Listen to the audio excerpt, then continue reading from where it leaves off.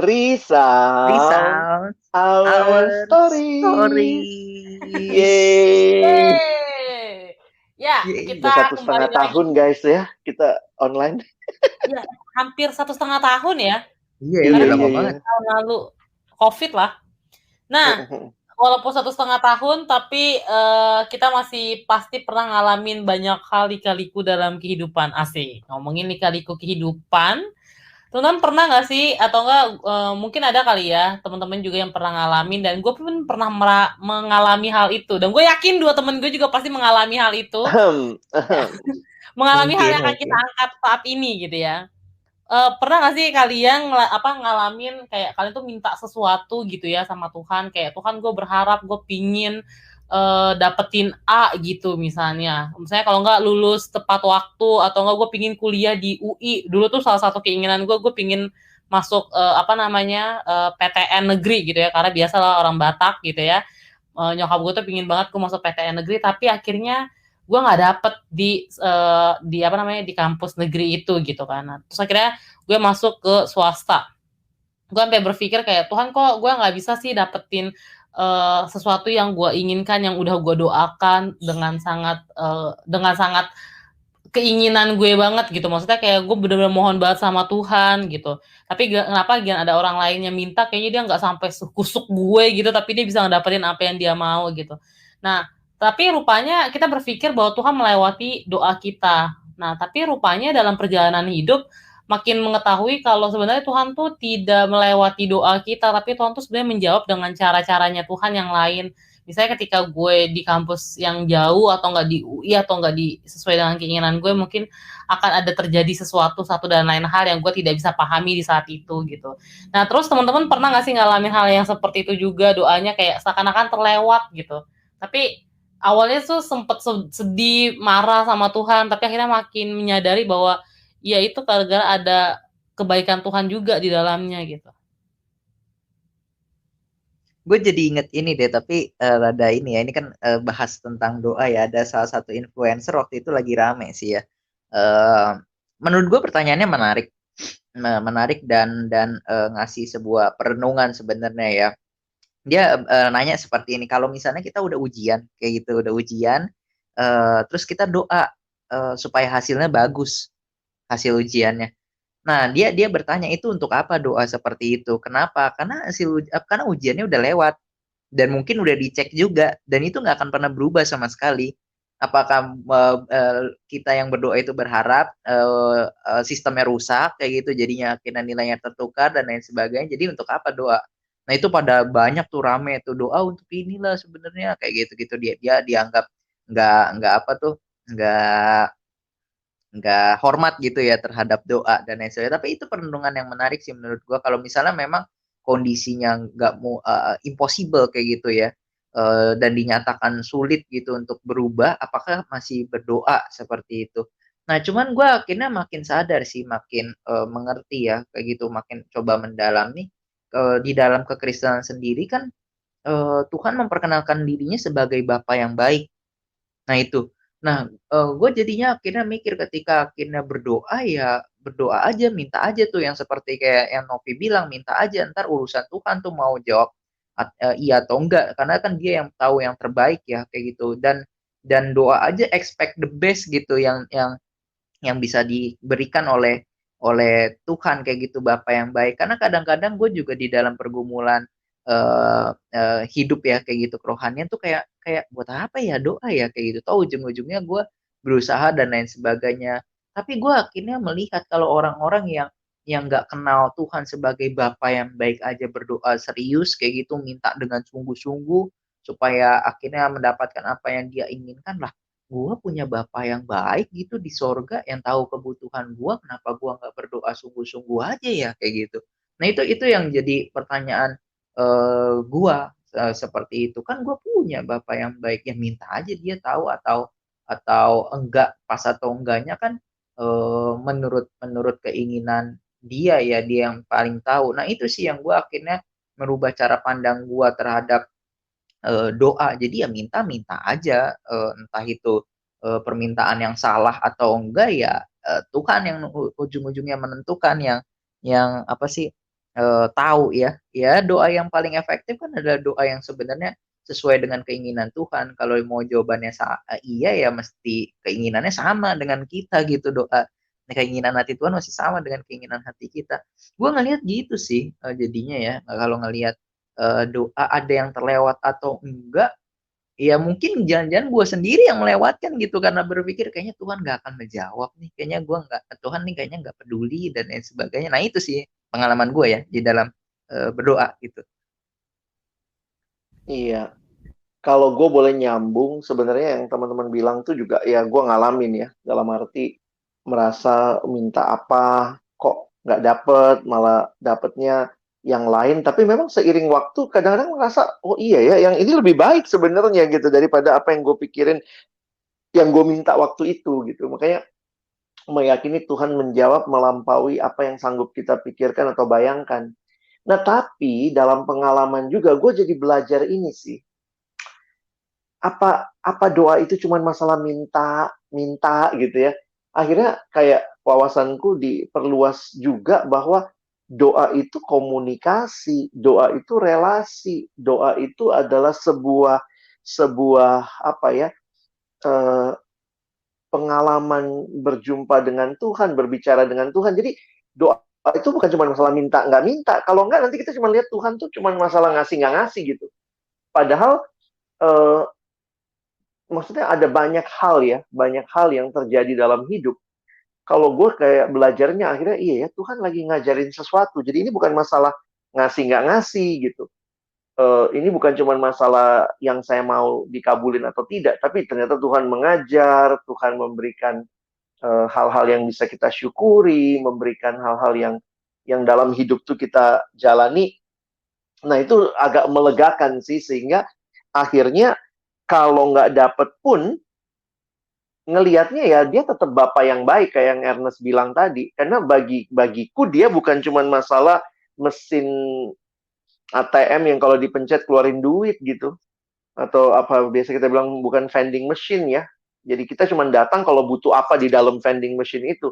Tapi ya kita tetap datang dan relasi itu membuat akhirnya permintaan-permintaan kita tuh jadi sesuatu yang apa ya? Sesuatu yang tidak melulu masalah dijawab ya atau tidak sekarang begitu sih.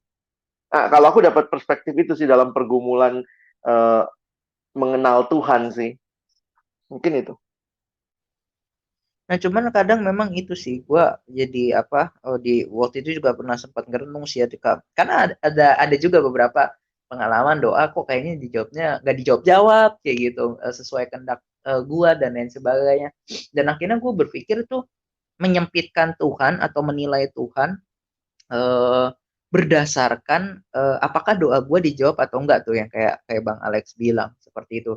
Jadi karena doa gue nggak dijawab, wah berarti Tuhan nggak peduli nih kayak gitu. Berarti Tuhan tuh nggak merhatiin gue. Dan gue dulu pernah punya pengalaman gue ngerasa kayak anak bawang gitu, anak bawangnya Tuhan.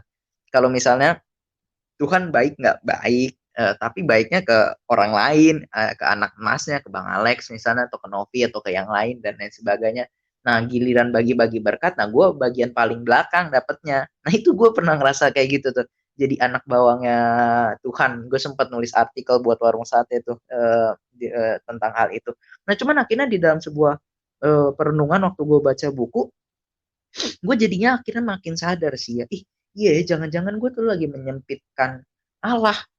Gue akan sebut Tuhan baik kalau dia menjawab doa sesuai kehendak gue. Mungkin seperti yang Novi alami tuh di awal, dia udah jawab tapi bentuk kasihnya, ekspresi kasihnya beda dari yang gue harapkan, yang gue ekspektasikan. Tapi gue di dalam pikiran ekspektasinya adalah ini Tuhan, gue cuma mau dikasihi dengan satu cara ini doang, jawab keinginan gue sesuai dengan permintaan gue itu, kayak gitu, jawabnya sesuai dengan permintaan gue. Kalau nggak seperti itu berarti lu nggak mengasihi gue. Padahal manusia aja ya kayak gitu punya punya waktu belajar punya 5 bahasa kasih, apalagi Tuhan gitu yang kasihnya tak terbatas, ada banyak cara dia mengasihi gua. Nah, tapi gua nggak ngelihat itu adalah salah satu bentuk ekspresi kasih Allah. Dan akhirnya gua mengertinya ini tuh kayak gitu. sekalipun jawaban doa kayak gitu, sekalipun ekspresi kasih Allah, sekalipun gak sesuai kehendak gua ataupun gak sesuai keinginan gua atau kelihatannya gak sesuai kondisi gua, tapi selalu melayani kebutuhan hati gua. Nah itu yang kadang kan gua nggak ngerti ya apa yang menjadi kebutuhan hati gua, kebutuhan diri gua, tapi Tuhan selalu melayani bagian yang itu. Dan itu selalu terjawab, dan akhirnya gue makin sadar gue sebenarnya tuh dikasihi dengan dalam, bukan sekedar dikasih doang, tapi dikasihi dengan dalam, karena kebutuhan-kebutuhan gue dipenuhi oleh Tuhan, dan Tuhan tuh luas banget sih ekspresi kasihnya. Jadi gue waktu itu akhirnya makin sadar ternyata gue telah menyempitkan Tuhan nih. Persepsi gue tentang Tuhan tuh sempit banget. Kalau nggak dijawab doanya berarti Tuhan nggak peduli atau nggak baik. Nah itu yang gue temukan di dalam perenungannya. Walaupun waktu lagi doa ya waktu itu ya bener gitu ngerasanya Tuhan jahat dan lain sebagainya. Nah itu proses sih pengenalan ya. Itu sih yang gue alami. Mungkin ini kali ya, kita harus ngeliat juga jangan-jangan ketika Tuhan ngasih apa yang kita mau sebenarnya itu bukannya bentuk kasih tapi malah jadi kejahatan gitu. Maksudnya karena kita kan nggak bisa ngelihat apa yang terjadi di depan ya, tapi Tuhan kan bisa ngelihat. Nah ketika dia nggak ngasih mungkin dia ngelihat nanti kalau misalnya aku kasih kamu jatuh, misalnya kayak gitu kan. Soalnya di situ tuh ada lubang. Nah tapi ketika dia nggak ngasih biar supaya kita tuh jangan sampai jatuh. Mungkin itu juga hal-hal yang kita nggak bisa lihat. Dan akhirnya gue jadi inget satu. Akhirnya gue makin mengerti bahwa doa itu tuh emang bukan tentang ngomongin tentang permintaan, tapi doa itu kan juga ngomongin tentang bagaimana kita meminta sama Tuhan untuk kita bisa menerima gitu apa yang tidak bisa kita lihat sesuai dengan keinginan kita. Maksudnya jadi kita itu bisa melihat sesuai dengan perspektifnya Tuhan.